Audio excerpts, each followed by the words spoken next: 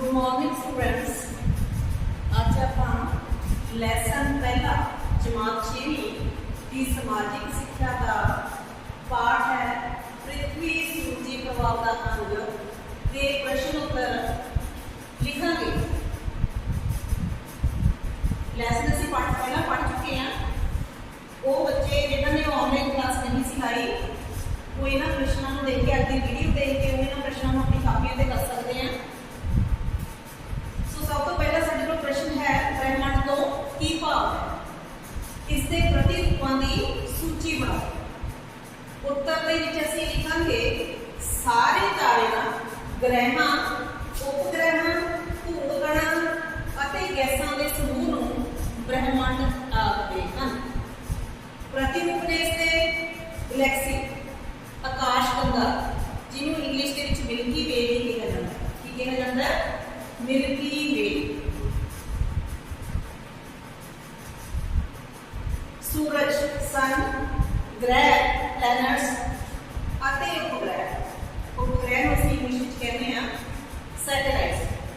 पूजन तारे उल्का पिंड सॉलिड बॉडीज होंदियां ने जिहड़ियां कि आकाश दे विच इधर उधर घुमदियां ने ग्रैविटी दे नाल। कई बार उल्का पिंड साडी धरती दे उपर दे नाल भी टकराते हैं तो ऊपर आके डिगते हैं। सो विद्यार्थी को पता लग गया होना कि सारे तारे ग्रहां उपग्रहां धूलकणां अते गैसां दे समूह नूं ब्रह्मंड कहा जाता है। इसके प्रतिरूपां विच गैलेक्सी है, सूरज है। गैलेक्सी दे विच बहुत सारे तारे ने। सूरज ग्रह उपग्रह पूजन तारे अते उल्का पिंड आउंदे हन। नैक्सट प्रश्न है साडे कोल ग्रह अते उपग्रह विच अंतर दसो। असीं कंपेयर करना है प्लैनेट्स नूं अते सैटेलाइट्स नूं तुलनात्मक अध्ययन करना है। इन्हें खगोली पिंड असीं ग्रहां की गल करते हैं ग्रह। यह खगोली पिंड खगोली का मतलब इत्थे है आकाश पुलाड़ ब्रह्मंड। सूरज के चारे पासे चक्कर लगाते हैं। साडी धरती एक ग्रह है, यह सूरज के दुआले घूमती है ते इन्हां दी गिनती 8 है। हुण देखो तुसीं ये सूरज है, मैं एक छोटी जी फिगर बनाई है। सूरज के ग्रह कितने ने? 8। इन्हां दा डिटेल असीं बाद करते हैं। उपग्रह इन्हां दी गिनती कितनी है ग्रहां दी? 8, सिर्फ 8 उपग्रह। ये आकाशी पिंड अपने ग्रहां के दुआले चक्कर करते हैं।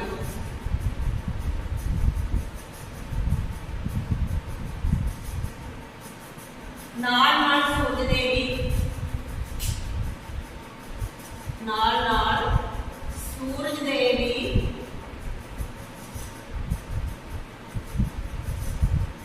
दुआले घूमते हैं।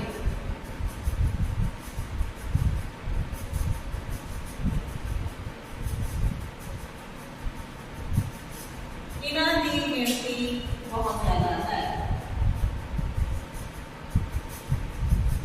इन्हां दी एक गिनती विच बहुत ज्यादा है।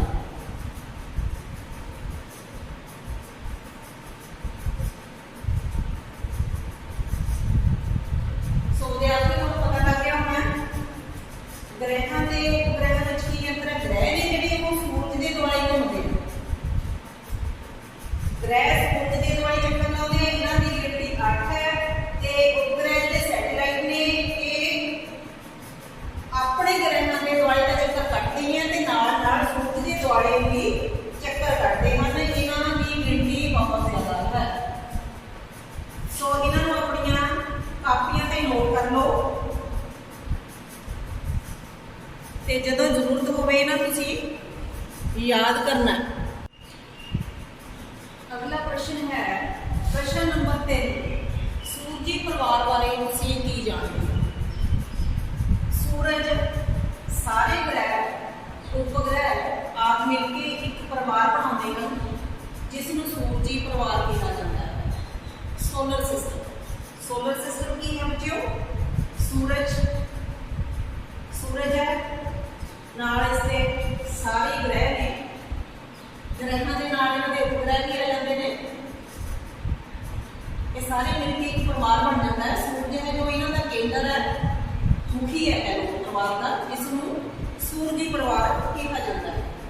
अगला प्रश्न है प्रश्न नंबर 4, सूरज तो ਵੱਖ-ਵੱਖ ग्रहों की दूरी दसो। ये भी दसो कि किहड़ा ग्रह सब तो नेड़े है अते किहड़ा सब तो दूर। सो असीं एक सूची तैयार करनी है नंबर वाइज। नंबर 1 बुध ग्रह है नंबर 1 पे। नंबर 2 है शुक्र ग्रह थोड़ा जिहा होर दूर है, इस तो बुध नेड़े है। नंबर 3 धरती। नंबर 4 मंगल। नंबर 5 बृहस्पति। नंबर 6 शनि। Number 7 Uranus. नंबर 8 है नेपच्यून। सब तो पहले ਅਸੀਂ देखेंगे कि बुध ग्रह है जो 580 लाख किलोमीटर सूरज तो दूर है। इसकी दूरी है जी 580 लाख किलोमीटर दूर है बुध ग्रह। इसका इंग्लिश में नाम ही लिखांगे सारे ग्रहों का। नंबर 2 ते शुक्र ग्रह है जो 1080 लाख किलोमीटर सूरज तो दूर है। इसकी दूरी इहदे नालों पहले नंबर वाले नालों ज्यादा। धरती तीजे नंबर पे है जिसकी दूरी 1490 1490 लाख किलोमीटर दूर है। धरती शुक्र तो ज्यादा दूर है। नंबर 4 मंगल ग्रह है जो 2270 लाख किलोमीटर दूर है सूरज तो। नंबर 5 बृहस्पति 7780 लाख किलोमीटर दूर है। शनि 14260 लाख किलोमीटर सूरज तो दूर है। यूरेनस की दूरी है 28700 लाख किलोमीटर। नेपच्यून है 8वें नंबर पे। ये सब तो दूर का ग्रह है जिसकी दूरी कितनी है 44970 लाख किलोमीटर। पहला किलोमीटर ही लिख देना है, नाल लाख भी लिखना है। लाख किलोमीटर सारे के नाल मैं लाख किलोमीटर पाया। सो विद्यार्थियों इन्होंने एक सौखे तरीके अगर याद करना है इंग्लिश इन्हों के नाम याद करने हैं तो बड़ा एक छोटा जिहा सेंटेंस है जिहड़ा मैं इत्थे लिख देना, तुसीं अपनी कापियां ते नोट कर लिओ। My very efficient mother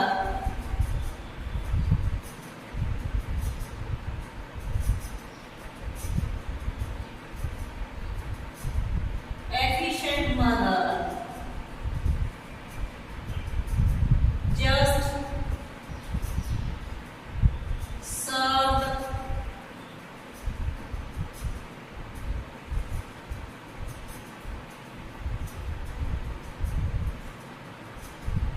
us nuts.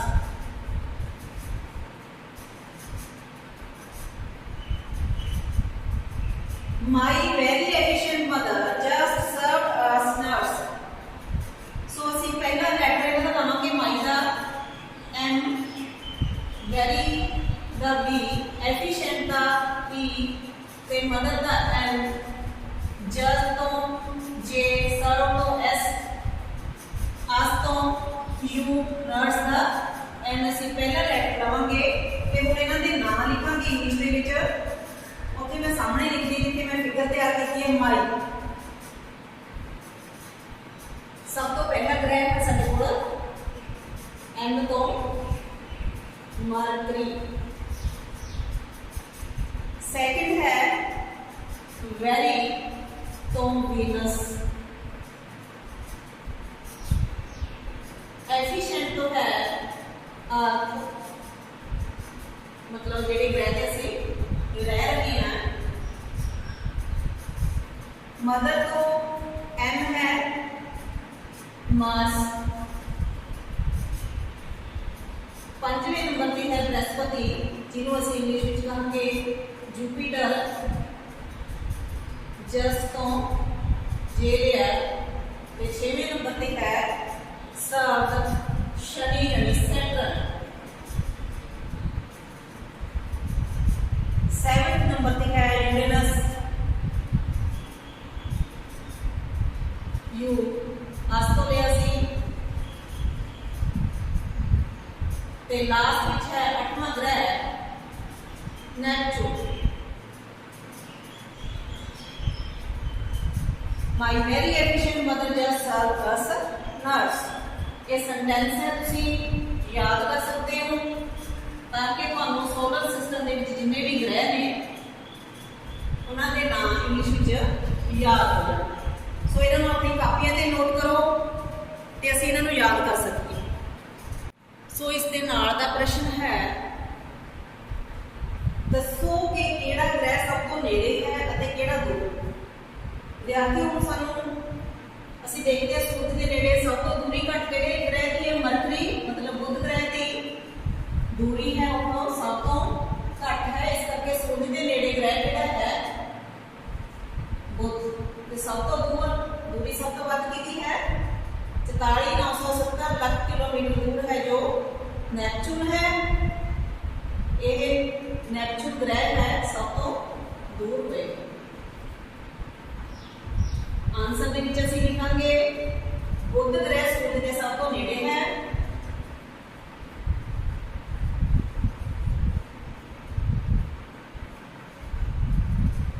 सूरज के सब तो नेड़े है अते नेपच्यून सब तो दूर।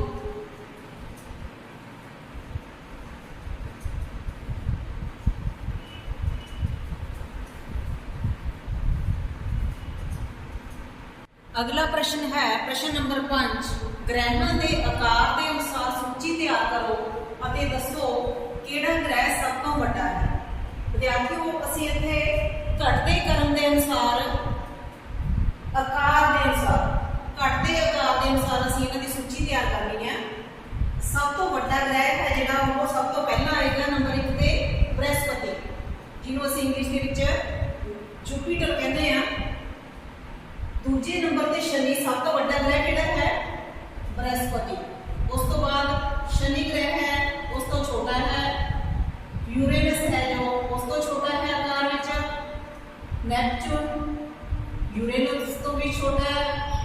धरती 5वें नंबर पे है ते ये नेपच्यून तो छोटी है, धरती तो छोटा शुक्र ग्रह है। ते उस तो बाद मंगल की बारी आती है ते लास्ट विच है जिहड़ा सब तो छोटा ग्रह है आकार के अनुसार वो बुध ग्रह है। जबकि सब तो नेड़े का ग्रह है जो बुध है। मरकरी ये नेड़े का ग्रह है, दूर है नेपच्यून। ते आकार के अनुसार सब तो वड्डा ग्रह साडे कोल बृहस्पति जुपिटर पहले नंबर पे। सो असीं लिखांगे कि सब तो वड्डा ग्रह किहड़ा है। सब तो वड्डा ग्रह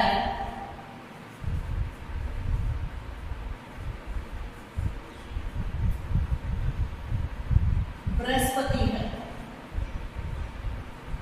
आकार के अनुसार।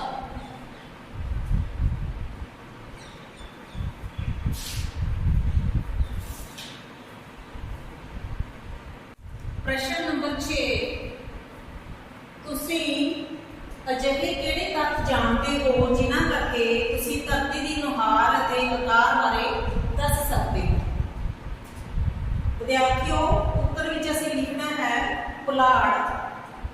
पुलाड़ मतलब आकाश विचों धरती गोल दिखाई देती है। जिहड़े भी विग्यानी या पुलाड़ विग्यानी चंद ते गए हैं या पुलाड़ दे विच जाके उन्होंने तस्वीरां लईआं धरती दीआं तां उन्हां तस्वीरां दे विच धरती गोल नंबर 2 ਅਸੀਂ ਲਿਖਾਂਗੇ ਇਹ ਪੂਰੀ ਤਰ੍ਹਾਂ ਗੋਲ ਨਹੀਂ ਹੈ। ਧਰੁਵਾਂ ਤੋਂ ਇਹ ਕੁਝ ਚੱਕਦੀ ਹੈ। ਆਕਾਰ ਦੀ ਗੱਲ ਕਰਾਂਗੇ, ਆਕਾਰ ਦੇ ਅਨੁਸਾਰ ਅਸੀਂ ਪਿਛਲੇ ਪ੍ਰਸ਼ਨ ਦੇ ਵਿੱਚ ਇਹ ਪੜ੍ਹਿਆ ਸੀ ਕਿ ਆਕਾਰ ਦੇ ਅਨੁਸਾਰ ਇਹ ਸੂਰਜੀ ਪਰਿਵਾਰ ਦੇ ਵਿੱਚ 5ਵੇਂ ਸਥਾਨ ਤੇ ਆਉਂਦੀ ਹੈ। ਪਹਿਲੇ ਸਥਾਨ ਤੇ ਕਿਹੜਾ ਗ੍ਰਹਿ ਸੀ? ਜੁਪੀਟਰ। ਤੇ 5ਵੇਂ ਸਥਾਨ ਤੇ ਹੈ ਧਰਤੀ, ਜਿਹਦੇ ਉੱਤੇ ਅਸੀਂ ਰਹਿ ਰਹੇ ਹਾਂ। ਨੈਕਸਟ ਪ੍ਰਸ਼ਨ ਹੈ, ਹੇਠ ਲਿਖਿਆਂ ਤੇ ਨੋਟ ਲਿਖੋ।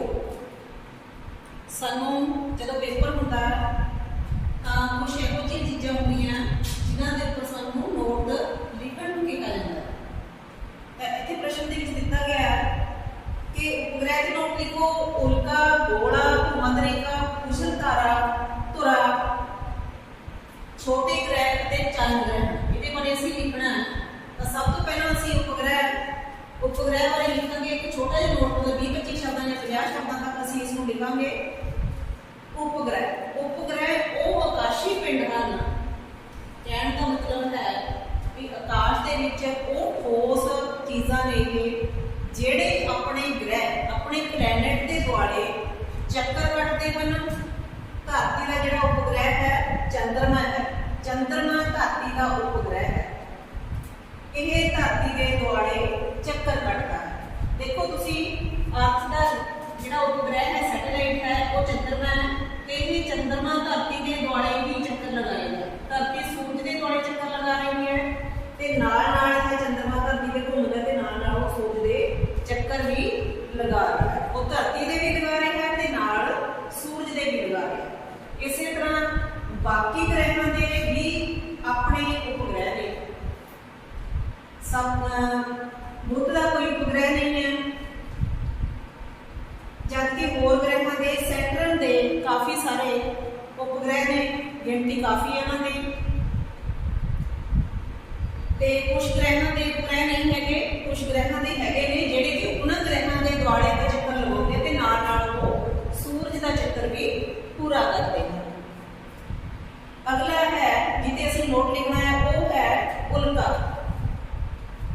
ਉਲਕਾ ਉਹ ਠੋਸ ਪਦਾਰਥ ਹਨ। ਛੋਟੇ ਪਦਾਰਥ ਨੇ ਇਹ। ਉਪਗ੍ਰਹਿਾਂ ਜਾਂ ਗ੍ਰਹਿਾਂ ਜਿੱਡੇ ਪਦਾਰਥ ਨਹੀਂ ਹੈਗੇ। ਉਹ ਠੋਸ ਪਦਾਰਥ ਹਨ ਜਿਨ੍ਹਾਂ ਦੇ ਪਿੱਛੇ ਸਾਨੂੰ ਪ੍ਰਕਾਸ਼ ਦੀ ਲਕੀਰ ਵਿਖਾਈ ਦਿੰਦੀ ਹੈ। ਕਈ ਵਾਰ ਅਸੀਂ ਰਾਤ ਨੂੰ ਅਸਮਾਨ ਦੇ ਵਿੱਚ ਦੇਖਦੇ ਹਾਂ ਕਿ ਕਿਸੇ ਤਾਰੇ ਨੂੰ ਜਿਵੇਂ ਅੱਗ ਲੱਗ ਜਾਂਦੀ ਹੈ, ਇਸ ਤਰ੍ਹਾਂ ਸਾਨੂੰ ਦਿਖਾਈ ਦਿੰਦੀ ਹੈ ਤਾਂ ਅਸੀਂ ਉਹਨੂੰ ਉਸ ਵੇਲੇ ਕੀ ਕਹਿੰਦੇ ਹਾਂ ਕਿ ਤਾਰਾ ਟੁੱਟ ਗਿਆ। ਜਦੋਂ ਇਹ ਠੋਸ ਪਦਾਰਥ ਧਰਤੀ ਦੇ ਵਾਯੂਮੰਡਲ ਵਿੱਚ ਪ੍ਰਵੇਸ਼ ਕਰਦਾ ਹੈ ਤਾਂ ਰਗੜ ਅਤੇ ਸਪੀਡ ਦੇ ਕਾਰਨ ਜਿਹੜਾ ਹੈ ਇਹ ਜਲਣ ਲੱਗਦੇ ਆ ਤੇ ਇਹਨਾਂ ਨੂੰ ਅੱਗ ਲੱਗ ਜਾਂਦੀ ਹੈ। ਇਹਨਾਂ ਨੂੰ ਟੁੱਟਿਆ ਤਾਰਾ ਵੀ ਕਿਹਾ ਜਾਂਦਾ ਹੈ। ਸੋ ਉਲਕਾ ਦਾ ਤੁਹਾਨੂੰ ਸਮਝ ਲੱਗ ਗਈ ਹੋਏਗੀ ਕਿ ਉਹ ਠੋਸ ਪਦਾਰਥ ਹੈ ਆਕਾਸ਼ ਦੇ ਵਿੱਚ ਜਿਨ੍ਹਾਂ ਦੇ ਪਿੱਛੇ ਸਾਨੂੰ ਪ੍ਰਕਾਸ਼ ਦੀ ਲਕੀਰ ਵਿਖਾਈ ਦਿੰਦੀ ਹੈ। ਜਦੋਂ ਇਹ ਠੋਸ ਪਦਾਰਥ ਧਰਤੀ ਦੇ ਵਾਯੂਮੰਡਲ ਵਿੱਚ ਪ੍ਰਵੇਸ਼ ਕਰਦਾ ਹੈ ਤਾਂ ਰਗੜ ਤੇ ਸਪੀਡ ਦੇ ਕਾਰਨ ਇਹਨਾਂ ਨੂੰ ਅੱਗ ਲੱਗ ਜਾਂਦੀ ਹੈ ਤੇ ਇਹ ਜਲਣ ਲੱਗਦੇ ਹਨ। ਇਹਨਾਂ ਨੂੰ ਟੁੱਟਿਆ ਤਾਰਾ ਵੀ ਕਿਹਾ ਜਾਂਦਾ ਹੈ। ਉਲਕਾ ਤੋਂ ਅੱਗੇ ਲਿਖਾਂਗੇ ਅਸੀਂ ਗੋਲਾ। ਗੋਲਾ ਕਿਸੇ ਗੋਲ ਚੀਜ਼ ਨੂੰ ਕਿਹਾ ਜਾਂਦਾ ਹੈ। ਸੂਰਜੀ ਪਰਿਵਾਰ ਦੇ ਵਿੱਚ ਜਾਂ ਸੂਰਜੀ ਪਰਿਵਾਰ ਦੀ ਗੱਲ ਹੋ ਰਹੀ ਹੈ ਤਾਂ ਗੋਲ ਚੀਜ਼ ਅਸੀਂ ਇਹਨੂੰ ਦੇਖਿਆ ਹੁਣ ਤੱਕ। ਸਾਡੀ ਧਰਤੀ ਇੱਕ ਗੋਲਾ ਹੈ। ਧਰਤੀ ਨੂੰ ਅਸੀਂ ਗੋਲ ਦੇਖਿਆ। ਇਸ ਨੂੰ ਧਰਤ ਗੋਲਾ ਵੀ ਕਿਹਾ ਜਾਂਦਾ ਹੈ। ਧਰਤੀ ਗੋਲਾ ਹੈ, ਗੋਲ ਹੈ ਤੇ ਇਸੇ ਕਰਕੇ ਇਸ ਨੂੰ ਧਰਤ ਗੋਲਾ ਕਿਹਾ ਜਾਂਦਾ ਹੈ। ਅੱਗੇ ਅਸੀਂ ਨੋਟ ਲਿਖਾਂਗੇ ਭੂਮੱਧ ਰੇਖਾ ਦੇ। ਭੂਮੱਧ ਰੇਖਾ ਜਿਹੜਾ ਵੀ ਅਸੀਂ ਕਿਸੇ ਦੇ ਨੋਟ ਲਿਖਦੇ ਹਾਂ, ਕਿਸੇ ਚੀਜ਼ ਨੂੰ ਹਾਈਲਾਈਟ ਕਰਨਾ ਹੁੰਦਾ ਹੈ ਤਾਂ ਉਹਨੂੰ ਅੰਡਰਲਾਈਨ ਕਰ ਦਿਆ ਕਰੋ ਤਾਂ ਕਿ ਸਾਨੂੰ ਪਤਾ ਲੱਗ ਸਕੇ ਵੀ ਅਸੀਂ ਕਿਸ ਚੀਜ਼ ਬਾਰੇ ਲਿਖ ਰਹੇ ਹਾਂ, ਪੜ੍ਹਨ ਵਾਲੇ ਨੂੰ ਵੀ ਪਤਾ ਲੱਗੇ। ਭੂਮੱਧ ਰੇਖਾ ਵਿਦਿਆਰਥੀਓ, ਭੂਮੱਧ ਰੇਖਾ ਹੈ ਜੋ ਕਲਪਿਤ ਰੇਖਾ ਹੈ, ਕਲਪਨਾ ਕੀਤੀ ਗਈ ਹੈ। ਕਲਪਨਾ ਇਸ ਕਰਕੇ ਕੀਤੀ ਗਈ ਹੈ ਤਾਂ ਕਿ ਅਸੀਂ ਧਰਤੀ ਦਾ, ਆਪਣੀ ਜਿਓਗ੍ਰਾਫੀ ਦਾ, ਭੂਗੋਲ ਦਾ ਅਧਿਐਨ ਕਰ ਸਕੀਏ। 0 ਡਿਗਰੀ ਅਕਸ਼ਾਂਸ਼ ਰੇਖਾ ਨੂੰ ਭੂਮੱਧ ਰੇਖਾ ਕਿਹਾ ਜਾਂਦਾ ਹੈ, ਇਕੁਏਟਰ ਕਿਹਾ ਜਾਂਦਾ ਹੈ। ਇਹ ਪੂਰਬ ਤੋਂ ਪੱਛਮ ਵੱਲ ਜਾਂਦੀ ਹੋਈ ਧਰਤੀ ਨੂੰ ਦੋ ਸਮਾਨ ਜ਼ਿਆਦਾ ਡਿਟੇਲ ਵਿੱਚ ਦੱਸਾਂ ਤਾਂ ਮੰਨ ਲਓ ਇਹ ਸਾਡੀ ਧਰਤੀ ਹੈ, ਇਹਦਾ ਅਧਿਐਨ ਕਰਨ ਲਈ ਸੈਂਟਰ ਦੇ ਵਿੱਚ ਜੋ ਇੱਕ ਕਲਪਿਤ ਰੇਖਾ ਹੈ, ਅਸਲ ਵਿੱਚ ਨਹੀਂ ਬਚੀ ਹੋਈ, ਇਹ ਸਿਰਫ ਮੰਨੀ ਗਈ ਹੈ ਵਿਗਿਆਨੀ ਵੱਲੋਂ ਤਾਂ ਕਿ ਅਸੀਂ ਆਪਣੀ ਧਰਤੀ ਦਾ ਅਧਿਐਨ ਕਰ ਸਕੀਏ। ਇਹ 0 ਡਿਗਰੀ ਅਕਸ਼ਾਂਸ਼ ਹੈ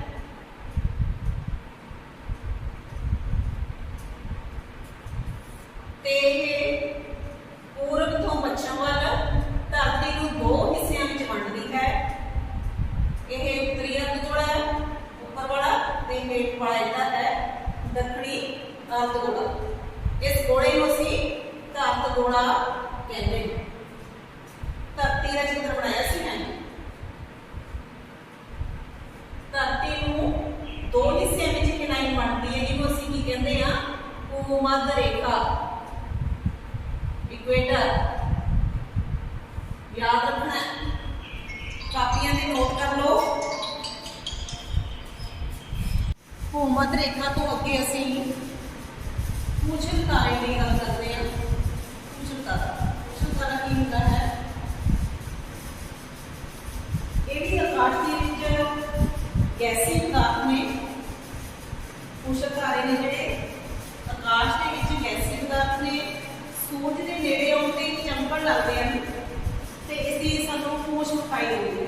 ਇਸ ਤਰ੍ਹਾਂ ਮੰਨ ਲਓ ਇਹ ਤਾਰਾ ਹੈ, ਜਦੋਂ ਇਹ ਸੂਰਜ ਦੇ ਨੇੜੇ ਆਏਗਾ ਤਾਂ ਇਹ ਚਮਕਦਾ ਗੈਸਾਂ ਦਾ ਬਣਿਆ ਹੋਇਆ ਹੈ, ਗੈਸਾਂ ਦਾ ਸਮੂਹ ਹੈ। ਜਦੋਂ ਇਹ ਸੂਰਜ ਦੇ ਨੇੜੇ ਆਏਗਾ ਤਾਂ ਸਾਨੂੰ ਇਹ ਇਸ ਤਰ੍ਹਾਂ ਦੀ ਪੂਛ ਅੱਗੇ ਵਿਖਾਈ ਦੇਗੀ। ਇਹਨੂੰ ਅਸੀਂ ਪੂਛਲ ਤਾਰਾ ਕਹਿੰਦੇ ਹਾਂ। ਅੱਗੇ ਹੈ ਧੁਰਾ। ਭੂ-ਮੱਧ ਰੇਖਾ ਦੇ ਵਾਂਗੀ ਧੁਰਾ ਹੈ ਜੋ ਧਰਤੀ ਦੇ ਮੱਧ ਵਿੱਚੋਂ ਗੁਜ਼ਰਦਾ ਹੈ, ਗੁਜ਼ਰਨ ਵਾਲੀ ਇੱਕ ਕਲਪਿਤ ਰੇਖਾ ਹੈ। ਇਹ ਵੀ ਇੱਕ ਰੇਖਾ ਹੀ ਮੰਨੀ ਗਈ, ਕਲਪਨਾ ਕੀਤੀ ਗਈ ਹੈ ਵਿਗਿਆਨੀਆਂ ਵੱਲੋਂ ਤਾਂ ਕਿ ਅਸੀਂ ਧਰਤੀ ਦਾ ਅਧਿਐਨ ਕਰ ਸਕੀਏ। ਧਰਤੀ ਆਪਣੇ ਧੁਰੇ ਦੇ ਦੁਆਲੇ ਘੁੰਮਦੀ ਹੈ। ਮੰਨ ਲਓ ਧਰਤੀ ਹੈ, ਇਹਦੇ ਵਿੱਚੋਂ ਗੁਜ਼ਰਨ ਵਾਲੀ ਜਿਹੜੀ ਰੇਖਾ ਹੈ ਇਸ ਨੂੰ ਅਸੀਂ ਧੁਰਾ ਕਹਾਂਗੇ ਤੇ ਧਰਤੀ ਇਸ ਤਰ੍ਹਾਂ ਇਸ ਧੁਰੇ ਦੇ ਦੁਆਲੇ ਘੁੰਮਦੀ ਹੈ। ਆਪਣੇ ਧੁਰੇ ਦੇ ਦੁਆਲੇ ਘੁੰਮਦੀ ਇਹ ਸੂਰਜ ਦੇ ਦੁਆਲੇ ਵੀ ਚੱਕਰ ਕੱਟਦੀ ਹੈ। ਇਹ ਉੱਤਰੀ ਧਰੁਵ ਨੂੰ ਦੱਖਣੀ ਧਰੁਵ ਦੇ ਨਾਲ ਮਿਲਾਉਂਦੀ ਹੈ। ਇਸ ਨੂੰ ਧਰਤੀ ਦਾ ਧੁਰਾ ਵੀ ਕਿਹਾ ਜਾਂਦਾ ਹੈ।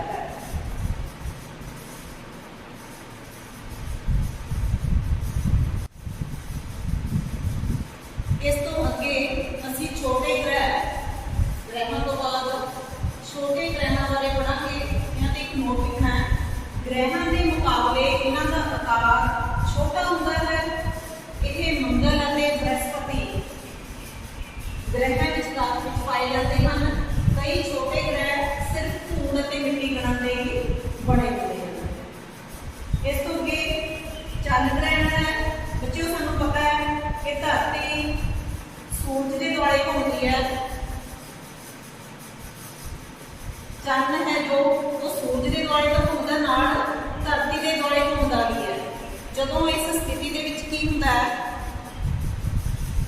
ਸੂਰਜ ਹੈ, ਚੰਨ ਹੈ ਤੇ ਧਰਤੀ ਹੈ।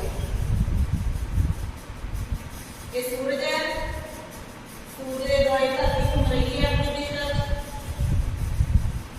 ਧਰਤੀ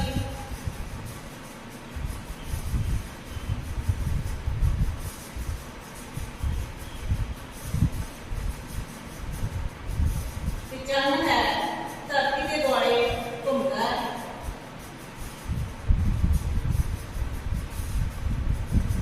ਜਦੋਂ ਘੁੰਮਦੇ ਧਰਤੀ ਚੰਨ ਅਤੇ ਸੂਰਜ ਦੇ ਵਿਚਾਲੇ ਆ ਜਾਂਦੀ ਹੈ। ਇਹ ਸੂਰਜ ਹੈ, ਇਹ ਧਰਤੀ ਹੈ, ਚੰਨ। ਜਦੋਂ ਘੁੰਮਦੇ ਇਹ ਦੋਵਾਂ ਦੇ ਵਿਚਾਲੇ ਆ ਜਾਂਦੀ ਹੈ ਤਾਂ ਧਰਤੀ ਦਾ ਪਰਛਾਵਾਂ ਹੈ ਜੋ ਚੰਨ ਦੇ ਉੱਤੇ ਪੈਂਦਾ ਹੈ। ਇਹ ਪਰਛਾਵਾਂ ਹੈ ਜੋ ਇਸਦਾ ਚੰਨ ਦੇ ਉੱਤੇ ਪੈਂਦਾ ਹੈ। ਉਸ ਸਥਿਤੀ ਨੂੰ ਅਸੀਂ ਕੀ ਕਹਿੰਦੇ ਆ, ਚੰਨ ਗ੍ਰਹਿਣ। ਕੀ ਕਹਿੰਦੇ ਆ, ਚੰਨ ਗ੍ਰਹਿਣ। ਜਦੋਂ ਘੁੰਮਦੇ ਸੂਰਜ ਅਤੇ ਚੰਨ ਦੇ ਵਿਚਾਲੇ ਧਰਤੀ ਆ ਜਾਂਦੀ ਹੈ ਤਾਂ ਧਰਤੀ ਦਾ ਪਰਛਾਵਾਂ ਚੰਨ ਉੱਤੇ ਪੈਂਦਾ ਹੈ। ਇਸ ਨੂੰ ਚੰਨ ਗ੍ਰਹਿਣ ਕਿਹਾ ਜਾਂਦਾ ਹੈ। ਇਸ ਤੋਂ ਅੱਗੇ ਅਸੀਂ ਖਾਲੀ ਥਾਵਾਂ ਇਸ ਲੈਸਨ ਦੀਆਂ ਕਰਾਂਗੇ। ਸਾਡੀ ਧਰਤੀ ਚਪਟਾ ਗੋਲਾ ਹੈ, ਇਸ ਲਈ ਇਸ ਨੂੰ ਅਸੀਂ ਲੈਸਨ ਵਿੱਚ ਪੜ੍ਹ ਚੁੱਕੇ ਹਾਂ, ਧਰਤ ਗੋਲਾ ਵੀ ਕਿਹਾ ਜਾਂਦਾ ਹੈ। ਇਸ ਲਈ ਇਸ ਨੂੰ ਧਰਤ ਗੋਲਾ ਵੀ ਆਖਦੇ ਹਨ। ਧਰਤੀ ਦਾ ਘੇਰਾ ਲਗਭਗ 40,000 ਕਿਲੋਮੀਟਰ ਹੈ।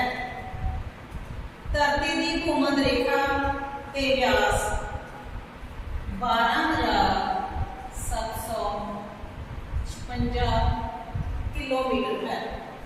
ਧਰੁਵਾਂ ਤੇ ਧਰਤੀ ਦਾ ਵਿਆਸ 12,712 ਕਿਲੋਮੀਟਰ ਹੈ। ਧਰੁਵਾਂ ਤੋਂ ਜੋ ਧਰਤੀ ਦਾ ਵਿਆਸ ਹੈ ਉਹ 12,712 ਹੈ ਤੇ ਜਿਹੜਾ ਭੂਮੱਧ ਰੇਖਾ ਤੋਂ ਧਰਤੀ ਦਾ ਵਿਆਸ ਹੈ ਉਹ 12,756 ਕਿਲੋਮੀਟਰ। ਸੋ ਇਹ ਲੈਸਨ ਆਪਣਾ ਪੂਰਾ ਹੋ ਚੁੱਕਿਆ ਹੈ, ਪਰ ਇਸ ਤੋਂ ਇਲਾਵਾ ਅਸੀਂ ਹੋਰ ਛੋਟੇ ਪ੍ਰਸ਼ਨ ਜਿਹੜੇ ਸਾਨੂੰ